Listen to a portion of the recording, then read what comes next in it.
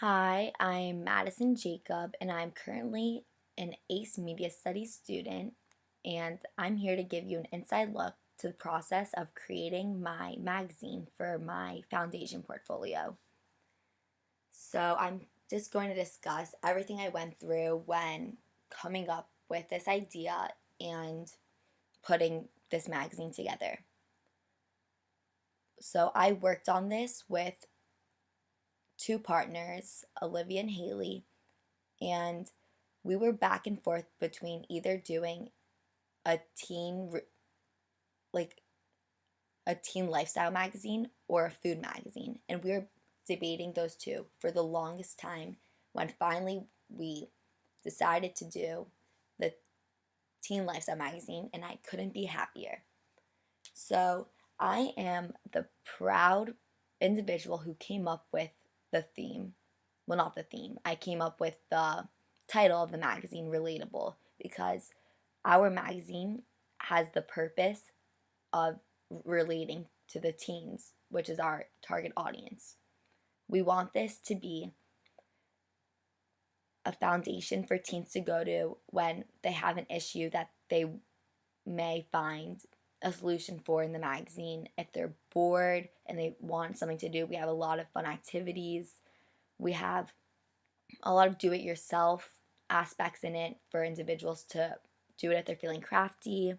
We have all the latest gossip of celebrities, but unlike other teen magazines such as 17 Magazine or Teen Vogue, we wanted to kind of distance ourselves from celebrities, even though, yes, it will be an aspect in it, but our main focus is on the teens who are reading this because we want it just to be a place for them to go. It's like their Bible. So, okay. If this were to be a real magazine, I would want it to be in every place imaginable. I want it to be accessible for all individuals, so I would want it to be have an online subscription available, and because some individuals aren't able to purchase it, I would want there to be some circumstances where they're still able to read it because I know that can be an issue for some individuals. And so for my issue, I was in charge of the winter spread, and I'm very happy. Well, it says December, but it's basically all winter. And I think my partners, one of them did going back to school, and the other focused on trends. So this is so I at first I was so apprehensive on what I wanted to do for the cover. And then my partners and I decided we wanted it to be minimalistic but still very attractive for the readers. And we wanted them to look at the magazine and say, okay, I can't wait to read this. So we all decided to have one of our friends be the model of the magazines. Well, each of us had a different individual on the front. So I had my friend Gabby, and she was so excited because her birthday's in December. So she's like, oh my God, this is my month. And she was super excited. So for the cover, I chose to make it blue and white because it adds to the Christmas element. So it's like you look at it and you get a chill because I don't know, it's just like cool.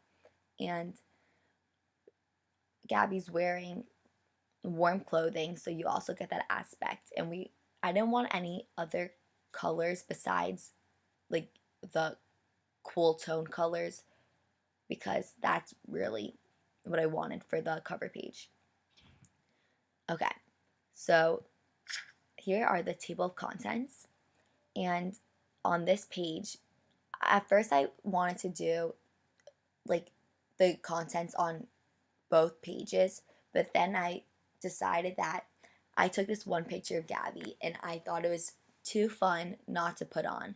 And it was so hard grasping the winter element in April in Florida. So we had to use alternate resources such as a powdered donut, which I thought because it kind of resembled like snow. Why not use it? And I also, like, Gabby was holding a cup of hot chocolate or coffee. There wasn't anything in it, but still. And that adds to the element. And we wanted it on a white background because it's very minimalistic and it just pulls your focus. And it was a sneak peek to the 21 snacks that are better than presents, which was an issue I had chosen to do. Um, and all the ones I chose for here are very relatable for teens. And even though just like the colors I have used, green and red, I also wanted other individuals to, like, I didn't want anyone to feel excluded. So I also like did a Hanukkah spread. So it's not just for individuals who celebrate Christmas. And my 2-page spread is on the Ultimate Holiday Gift Guide. And here it is. So I chose the red background because I thought it's a very appealing color. And I have the green adding to Christmas. And just like the font, I think it's very decorative. So I wanted it to be like a scrapbook element. And I think I did a great job conveying that. So for each gift idea that I wrote about, I had a big image of that along with smaller ones so it wouldn't pull the focus away that much. And I had a lot of fun doing this. And to do this, I used other websites. This is iPicky. I don't know if you pronounce it like that, but that's how I do it. And I used it to erase the backgrounds of my images just like that. So, because I wanted it on the magazine to have like all the same background. So that's what I did. So, like, as you can see, these all are cropped out. It took a little while, but it was really worth it. Yep, I done all that. And although iPicky and Jumag, which I did my magazine on, had editing abilities, I liked, let's see if I can get to it, PicMonkey the best. I think it had the most features. You see, we had Gabby pricing a lot of different outfits. It's kind of funny. I just showed up at her house with a bunch of my winter clothes and we tried on all of them. Well, I didn't try them on, but she did. And we finally found the best ones for the spread. So, okay, so I took all these pictures on my phone. I could have used my camera, but I just felt that my phone had the quality.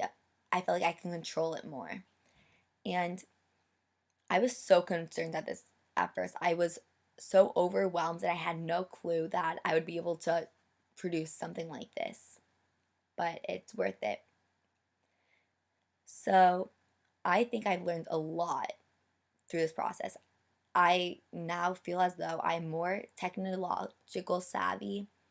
And as I described in my blog that I've been documenting in, it wasn't so easy doing this process, but it's really worth it and I'm very happy.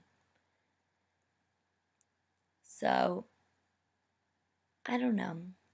Okay, so I learned different ways to portray what I want. And I really want readers to be able to look at this and then it would be something that relates to them and makes them feel well. And now I know how to, in future experiences, I will use these techniques that I've learned through this process. And I couldn't be more thrilled. I hope you all enjoy my magazine, Relatable, and maybe there'll be a possible another issue. Bye.